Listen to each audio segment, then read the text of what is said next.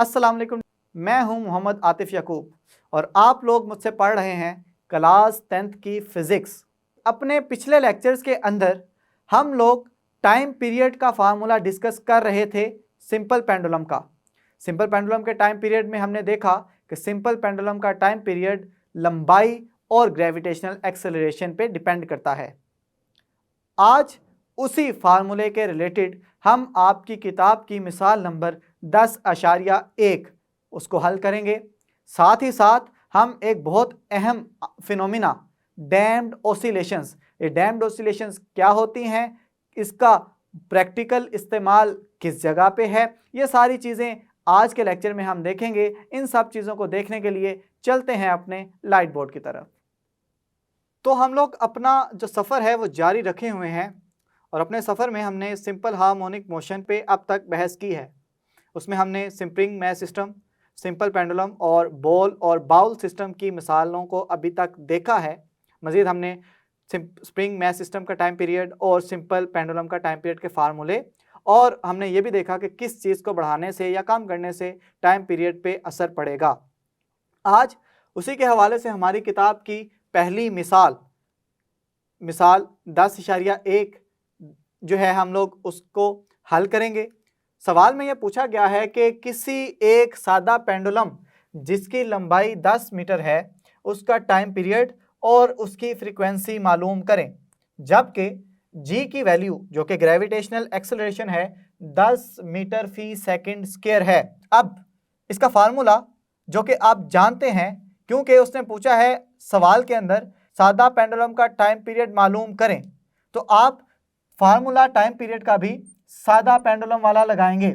ये ना हो कि आपसे टाइम पीरियड वो पूछे स्प्रिंग मैथ सिस्टम का और आप जो है फार्मूला लिख दें टाइम पीरियड सादा पेंडुलम का। तो इसके बारे में थोड़ी सी एहतियात करें ताकि आपके गलती के इम्कानात कम से कम हो और नंबर लेने के इम्कानात बढ़ते चले जाएं। तो टाइम पीरियड का फार्मूला मैंने लिख दिया जो है 2 पाई और जज़र के अंदर L/G।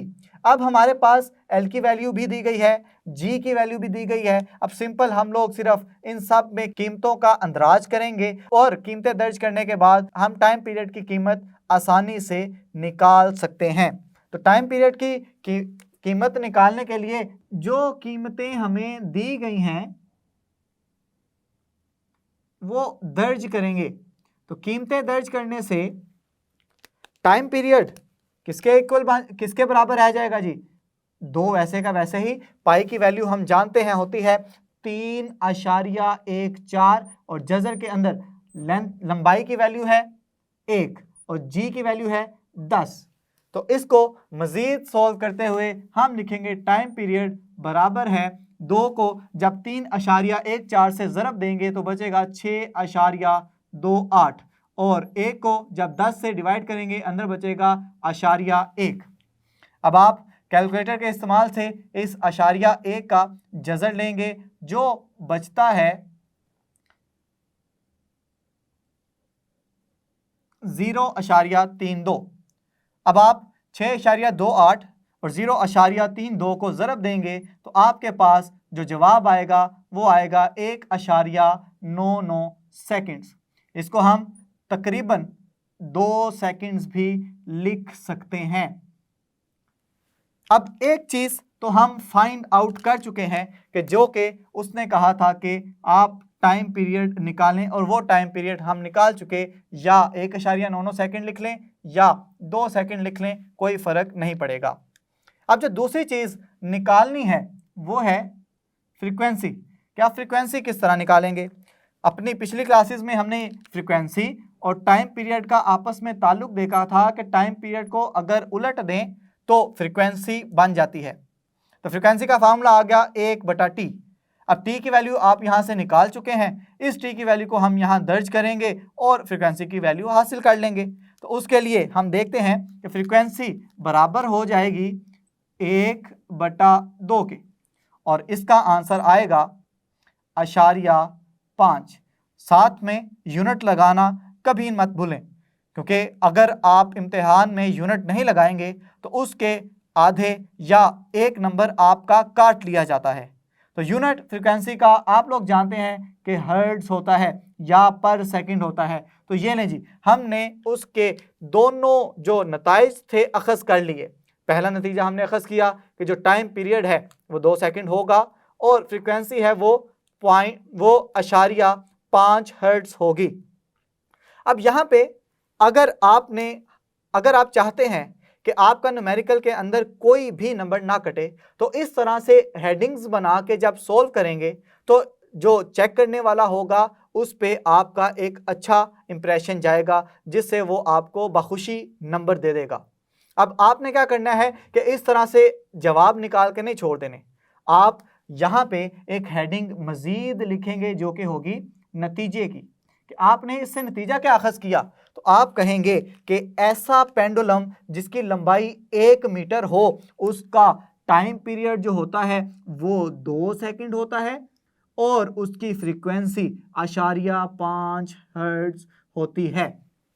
तो जब आप ये सारा कर लेंगे तो इंशाल्लाह आपको पूरे नंबर लेने से कोई भी ताकत नहीं रोक सकेगी। अब मजीद यहाँ पे अगर मजीद थोड़ी सी और डिस्कशन की जाए तो ऐसा पेंडुलम कि जिसका टाइम पीरियड 2 सेकंड हो उसका एक ख़ास नाम होता है और वो ख़ास नाम है सेकंड पेंडुलम। अगर आपसे ये पूछा जाए कि बताएं सेकंड पेंडुलम की तारीफ क्या होती है, तो आप कहेंगे कि ऐसा पेंडुलम कि जिसका टाइम पीरियड 2 सेकंड हो उस पेंडुलम को हम सेकंड पेंडुलम कहेंगे। तो ये बात यहाँ तक कि हमने मिसाल 10 या 1 ये भी हमने हल कर ली।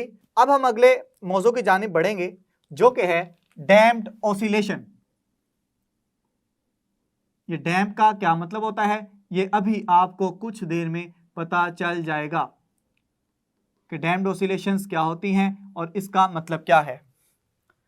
अब हमने ये 3 मिसालें जो देखी जिसमें हमने सादा पेंडुलम, मैस स्प्रिंग सिस्टम और साथ ही साथ बाल और बाउल सिस्टम का जो मोशन हम लोगों ने पढ़ी, उसमें हम लोग सिर्फ एक बात पे इत्तेफाक करते थे कि अगर जिस्म रेस्ट की हालत में है तो वो हमेशा रेस्ट की हालत में पड़ा रहेगा और अगर जिस्म मोशन की हालत में है तो वो मोशन की हालत में ही रहेगा जब तक कि कोई बैरूनी फोर्स अमल ना करे। अगर कोई जिस्म मोशन की हालत में है तो वो लामहदूद वक्त के लिए मोशन करता रहेगा क्योंकि कोई बैरूनी फोर्स उसे रोक नहीं रही।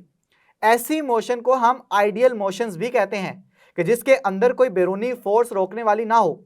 अब अगर हम अपने कुदरती माहौल की जानिब देखें तो ये तो आइडियल नहीं है, इसमें हमेशा कोई ना कोई रोकने वाली फोर्स, कोई फ्रिक्शन भी हो सकती है, वो हवा भी हो सकती है, वो किसी भी किस्म की रोकने वाली फोर्स या फ्रिक्शन या रेजिस्टेंस हो सकती है। अगर आप इसकी प्रॉपर डेफिनेशन चाहते हैं तो किसी मुज़ाहमती फोर्स की मौजूदगी में होने वाली ऑसिलेशंस डैम्प्ड ऑसिलेशंस कहलाती हैं। तो इसकी तारीफ सबसे पहले लिख लेते हैं कि डैम्प्ड ऑसिलेशंस होती क्या हैं। डैम्प्ड ऑसिलेशंस ऐसी ऑसिलेशंस को कहेंगे जो किसी मुज़ाहमती का मतलब है बेटा रेजिस्टिव फोर्स, रोकने वाली फोर्स, किसी मुज़ाहमती फोर्स की मौजूदगी में होने वाली ऑसिलेशंस को डैम्प्ड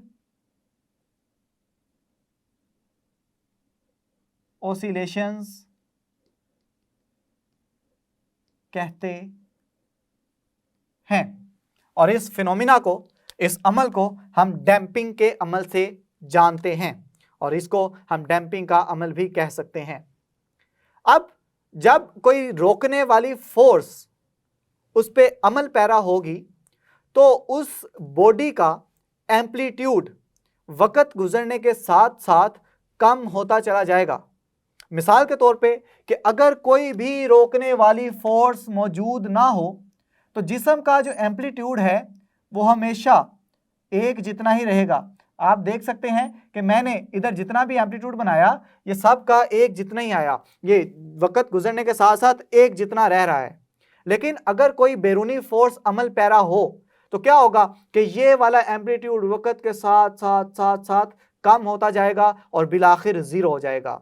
तो उसको बनाने के लिए हम दोबारा ग्राफ का सहारा ले लेते हैं। अब डैम्प्ड ऑसिलेशंस इस तरह से होंगी कि पहले उसका एम्पलीट्यूड बहुत ज़्यादा होगा, वक्त के साथ कम हो गया, फिर कुछ वक्त के बाद और कम हो गया और फाइनली वो जीरो पे आ गया। अब आप देख सकते हैं कि यहाँ पे एम्पलीट्यूड बतदरीज कम होता चला जा रहा है और बिलाखिर वो जीरो हो जाता है। तो ऐसी ऑसिलेशंस को हम डैम्प्ड ऑसिलेशंस कहते हैं कि जिसमें जिस्म का एम्पलीट्यूड वक्त के साथ साथ बतदरीज कम होता चला जाए। इसकी मिसाल आपकी गाड़ियों में लगे शॉक अब्जॉर्बर्स हैं। शॉक अब्जॉर्बर बुनियादी तौर पर एक पिस्टन होता है। इसका बालाई हिस्सा आपकी कार के साथ या आपकी गाड़ी के साथ बड़ी मजबूती से जुड़ा होता है और इसका जो नीचे वाला हिस्सा होता है यह किसी माया, मिसाल के तौर पे किसी ऑयल के अंदर हरकत कर रहा होता है। अगर आपकी गाड़ी किसी गैर हमवार सतह के ऊपर से गुजरे तो आपको अचानक से झटका महसूस होता है। अब वो झटका शॉक अब्जॉर्बर उस झटके के एम्पलीट्यूड को कम करता चला जाएगा। कभी ऐसा तो नहीं हुआ कि आप किसी झटके से गुजरे तो आप उस झटके को महसूस करते रहे? कभी ऐसा तो नहीं हुआ आपको कि आपकी गाड़ी का अगर शॉक अब्जॉर्बर ठीक है तो वो कुछ देर के बाद उस झटके के असर को ज़ायल कर देता है। तो इसी तरह से ये जो कि एम्पलीट्यूड है उस झटके का वक्त के साथ साथ कम होता चला जाएगा और बिलाखिर वो ज़ीरो हो जाएगा और दोबारा आप सुकून की हालत में गाड़ी के अंदर सफ़र कर सकेंगे। उम्मीद करता हूँ कि आपको मिसाल 10.1 और डैम्प्ड ऑसिलेशंस क्या होती हैं ये समझ में आ गया होगा। बाकी के जितने मौजू हैं हम अपने अगले लेक्चर में जारी रखेंगे। डैम्प्ड ऑसिलेशन में हमने ये देखा कि किस तरह से ये डैम्प्ड ऑसिलेशंस जिस्म की मैकेनिकल एनर्जी को बतदरीज कम करती जाती हैं और हमने साथ ही साथ ये भी देखा कि किस तरह से शॉक अब्जॉर्बर्स वाइब्रेशंस को आहिस्ता करते जाएंगे और उन वाइब्रेशंस को आहिस्ता करने का जो अमल है वो हीट एनर्जी या हरारती एनर्जी में मुंतकिल करते जाते हैं।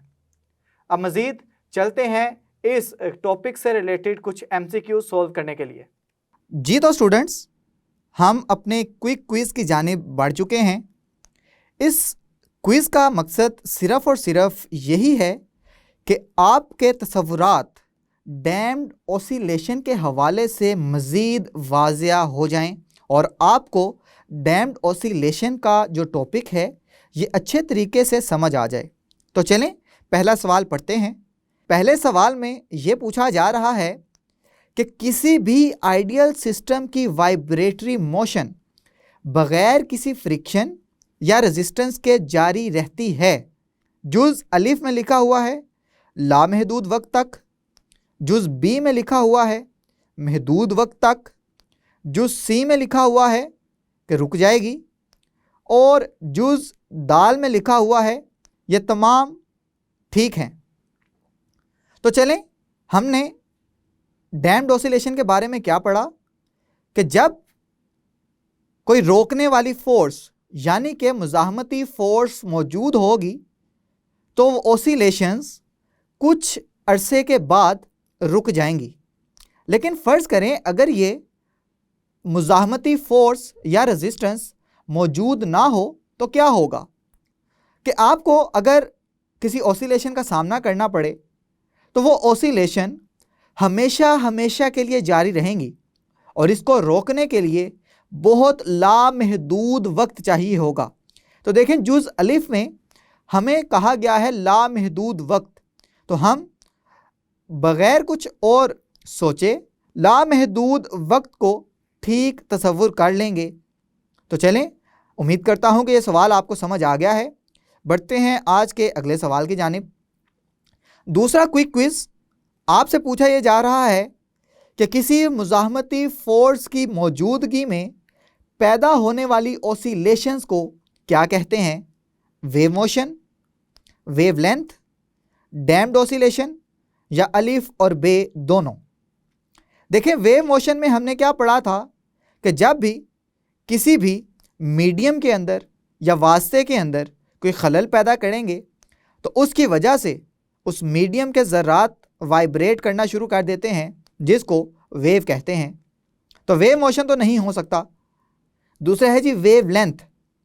आप जानते हैं कि हमने वेवलेंथ की तारीफ इस तरह से की थी कि किसी भी एक वेव की लंबाई को उसकी वेवलेंथ कहते हैं, या इस तरह से भी कहा जा सकता है कि दो मतवातर क्रस्ट या ट्रफ के दरमियानी फासले को वेवलेंथ कहते हैं।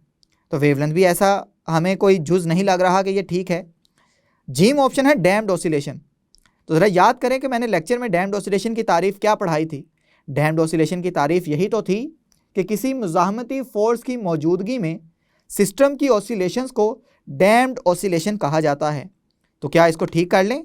नहीं जी, अभी दाल ऑप्शन पड़ा हुआ है, तो चलें वो पढ़ लेते हैं। दाल ऑप्शन में कहा गया है कि अलीफ और बे दोनों, तो ना तो अलीफ ऑप्शन ठीक है ना बे ऑप्शन ठीक है, तो हम जीम जुज को ठीक तसव्वुर कर लेंगे और बढ़ेंगे अगले सवाल की जानिब। तीसरा सवाल है, पूछा यह जा रहा है कि जब शॉक अब्जॉर्बर्स वाइब्रेशंस को आहिस्ता कर देते हैं तो उनकी एनर्जी को किस किस्म की एनर्जी में तब्दील करते हैं? अलिफ जुज है ऑयल की काइनेटिक एनर्जी में, बे जुज है ऑयल की पोटेंशियल एनर्जी में, जीम जुज है सोलर एनर्जी, और दाल जुज है हीट एनर्जी। तो मैंने आपको जब बताया था कि जब भी शॉक अब्जॉर्बर्स के जो पिस्टन हैं ये ऊपर और नीचे हरकत करेंगे तो इनकी हरकत की वजह से हरारत पैदा होती है। तो इस हरारत की वजह से जो वाइब्रेशन की एनर्जी है वो थोड़ी सी कम हो जाती है, और जैसे जैसे ये वाइब्रेशंस होती चली जाएंगी ये वाइब्रेशंस की एनर्जी तब्दील होती जाएगी हरारती एनर्जी में। तो हम इसके जवाब को इस तरह से कहेंगे कि जब भी शॉक अब्जॉर्बर्स वाइब्रेशंस को आहिस्ता करते हैं तो इनकी एनर्जी को हरारती एनर्जी में तब्दील कर देते हैं। तो इस तरह से हमारा दाल जुज ठीक जुज बनेगा, और हम इस तरह से ये 3 सवालात जो कि क्विक क्विज़ में शामिल किए गए थे उनके हल को देख चुके हैं। उम्मीद करता हूँ कि ये भी आपको अच्छे तरीके से समझ आ गए हैं।